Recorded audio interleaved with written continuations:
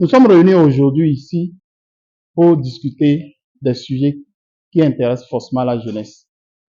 Et vous, en tant qu'élèves et futurs étudiants, personnes actives dans la société, vous avez besoin de comprendre beaucoup de choses. Au-delà de ce que nous enseignons à l'école, vous avez besoin d'autres connaissances, d'autres compétences. Alors nous avons cette chance-là d'avoir des gens qui ont accepté de venir nous entretenir gratuitement. Ailleurs, pour des conférences comme ça, vous devez payer. Mais Dieu merci, aujourd'hui, on a mis à notre disposition la salle et les collègues que j'ai pu mobiliser ont accepté gratuitement le faire.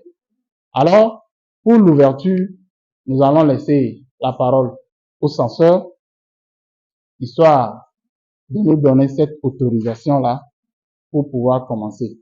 S'il vous plaît, soyez attentifs et surtout, à la fin de chaque présentation, posez des questions.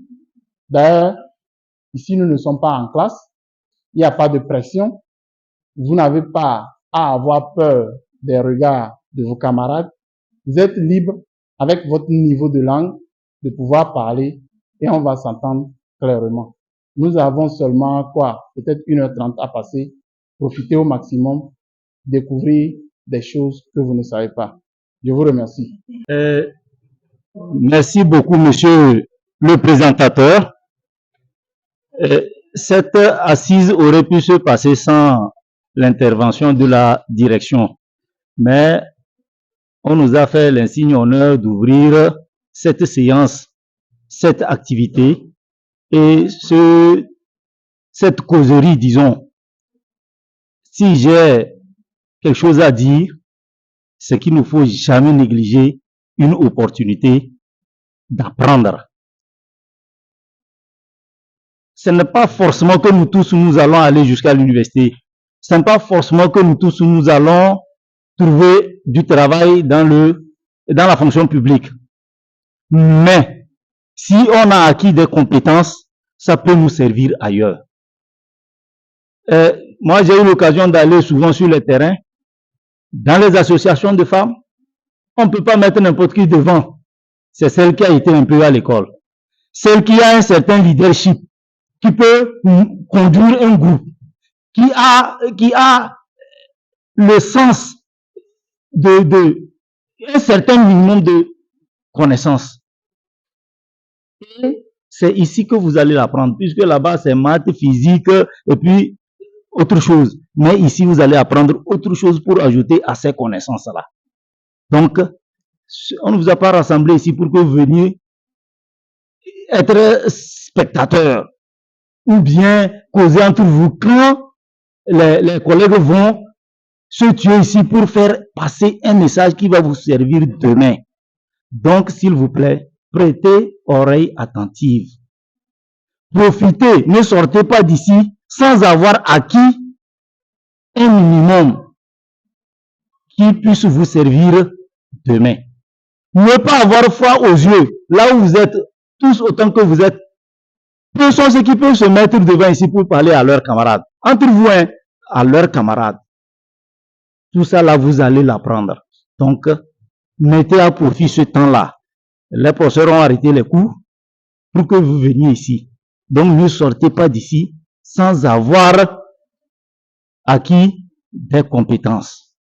Je ne vais pas monopoliser la parole. Je souhaite une bonne assise à vous tous et que d'ici, que vous sortiez encore un peu plus aguerris. Merci et bonne suite. Le censeur a tout dit. Il a pratiquement tout dit. Du coup, nous allons entamer la discussion proprement dite. La toute première intervention sera faite par M. Tchakolom, le chargé des projets ici, au centre El Farouk d'Arrêt Aide Sokodé. Il va mieux se présenter, mais déjà on peut l'applaudir pour qu'il se... Alors moi c'est Assad Tchakolom. Assad Tchakolom, donc le petit nom c'est Assad. Le nom de famille c'est Tchakolom. et je suis le chargé des projets de développement de l'ONG d'Arrêt Aide au Togo. Donc, tout ce qui est projet d'aide pour le développement, c'est moi qui est le chargé du suivi. Merci beaucoup. J'ai également d'autres compétences, notamment en soft skills, c'est-à-dire sur les compétences de vie. À un moment donné de la vie, arrivé à un âge donné, que ce soit les garçons ou les femmes, parfois on se met à se poser des questions. Qu'est-ce qu'on est réellement? Qu'est-ce qu'on aspire devenir? On veut devenir qui demain? Pourquoi on est d'aller à l'école? N'est-ce pas? On se pose des questions sur notre avenir. Et ça, tout le monde doit être confronté à cette période-là. Et nous parlons de crise d'identité. À un moment donné, il faut se poser des questions à savoir. Je vais aller à l'école, peut-être même actuellement en terminale. Bientôt, je vais avoir le bac. Je vais m'orienter dans quel domaine de la vie. Je vais devenir qui demain? C'est vous qui allez animer cette session, hein? Et je vous assure, prêtez attention. Dès manque de confiance et la peur de s'exprimer en public. Alors, c'est quoi la confiance en soi? Ça m'amène automatiquement sur le thème principal. C'est quoi la confiance en soi? Elle dit la confiance est un pilier dans la vie d'une personne. Quel genre de pilier? Quelqu'un pour dire mieux. C'est quoi la confiance en soi? Très bien.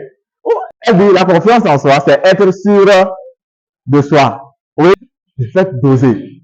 Oser, c'est-à-dire ne pas avoir peur de faire quelque chose de nouveau, n'est-ce pas? Très bien. S'exprimer librement. Oser s'exprimer librement. C'est très bien tout ce que vous avez dit. Je vais ajouter en disant, hein, c'est-à-dire, c'est, plus loin, je vais dire, c'est croire en ses capacités. Belle apprend bien ses leçons à la maison. Elle mémorise bien les leçons. Elle comprend tout. Mais quand le prof pose la question, elle a du mal à lever la main pour parler. Parce qu'elle a peur. Pour elle, c'est comme si les gens vont se jeter sur elle. Mais quand l'autre prend la parole, elle se rend compte qu'elle pouvait même dire mieux que la dernière.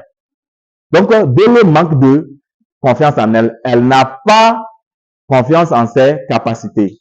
C'est bon?